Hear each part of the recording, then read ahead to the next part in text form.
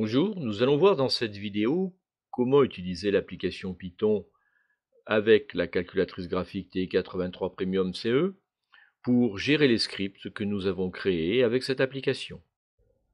Pour démarrer l'application Python, nous appuyons sur la touche seconde APPS suivie de la touche de direction vers le haut afin de choisir dans la liste l'application nommée PyAdapter. La fenêtre est divisée en deux parties. D'une part, la liste des scripts déjà présents dans l'application et au bas, des touches F1 à F5 qui nous permettent d'utiliser l'application. Le clavier alphanumérique est bloqué en mode majuscule et si nous souhaitions l'avoir en mode minuscule, nous appuierions sur la touche alpha et éventuellement la touche seconde alpha pour le bloquer dans mode alphanumérique. À partir de la fenêtre contenant l'ensemble de la liste des scripts, nous en choisissons un en utilisant les touches de direction. Nous appuyons sur la touche F5 pour avoir accès à la fenêtre de gestion des scripts. Nous pouvons le dupliquer, le supprimer, nous avons la touche directe également supr qui va nous permettre de le faire. Nous pouvons le renommer, c'est-à-dire lui donner un autre nom. Les items 4 et 5 seront vus ultérieurement. Par exemple, pour renommer le script div, nous lui donnons le nom de divise.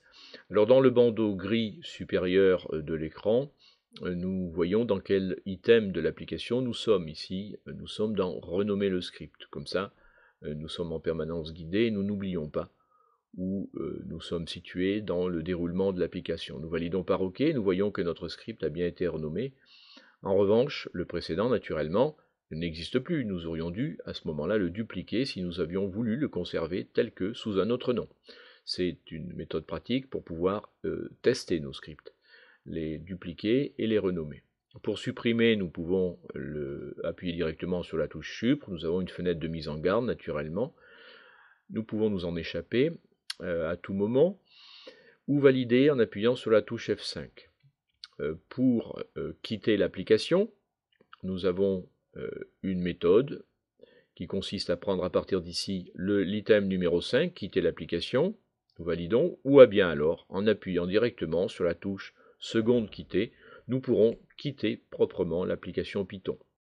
Toujours à partir de l'écran de gestion des scripts dans lequel nous retournons, nous voyons l'option numéro 4, à propos de, qui nous renseigne sur le numéro de version de l'application Python que nous utilisons. Éventuellement, nous ne manquerons pas de la mettre à jour en allant sur le site de Texas Instruments. Nous vous remercions d'avoir suivi cette vidéo et nous vous disons au revoir et à une prochaine fois.